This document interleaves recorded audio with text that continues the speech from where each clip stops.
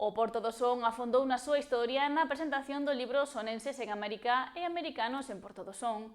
José Manuel Vázquez Lijó recopilou información dos séculos XIX e XX. O Museo da Marea de Porto do Son abriu as súas portas ao venres para a presentación do derradeiro libro de José Manuel Vázquez Lijó, titulado Sonenses en América e Americanos en Porto do Son, escrito en colaboración con Raúl Soutelo. Nel afóndase na historia do municipio e nos seus veciños ao longo dos séculos XIX e XX. Emocionome. Eu sou neto de taberneira.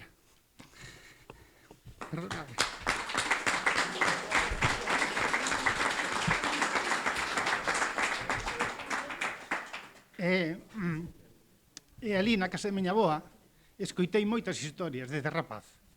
Historias do Wolfram, historias de emigrantes, e iso levoume a preocuparme pola xente común, a xente que ten historias que contar. E prometo vos que non me vou emocionar máis, pero teño moito cariño a miña avoa. Entón, decíavos que este libro vai de xente común, pero de xente que desenvolvou vidas que a veces son singulares.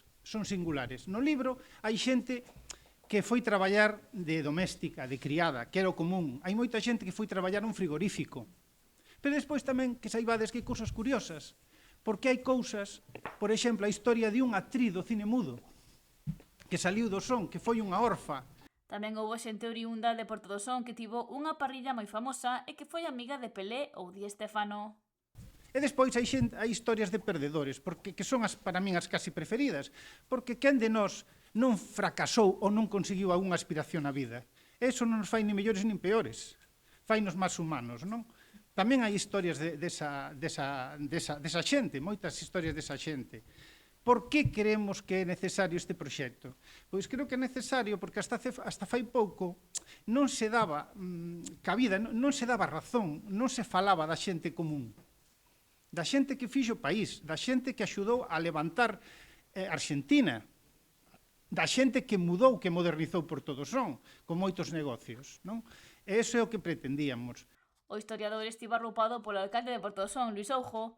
O rexedosonense puxo en valor este traballo recompilatorio de historias de veciños e veciñas que tiveron que emigrar, pero tamén de persoas que chegaron ao municipio buscando un futuro mellor.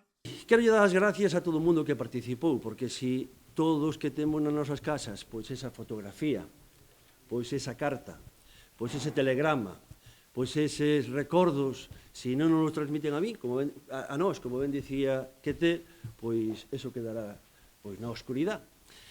E a verdade que agora que as redes sociales, con tanto WhatsApp, con tanto mensaxe, pois estáse perdendo aquelo, non? Aquelo tan bonito que moitas veces tiramos con elas ou se nos estropeou ou nos olvidamos, e a verdade que se o traemos aquí e o levamos alá, canta trayectoria teñen esas cartas, verdad? Pois por toda esa xente que se marchou para alá, que mandou diñeiro para aquí, que nos axudou a salir adiante, pois isto é para eles.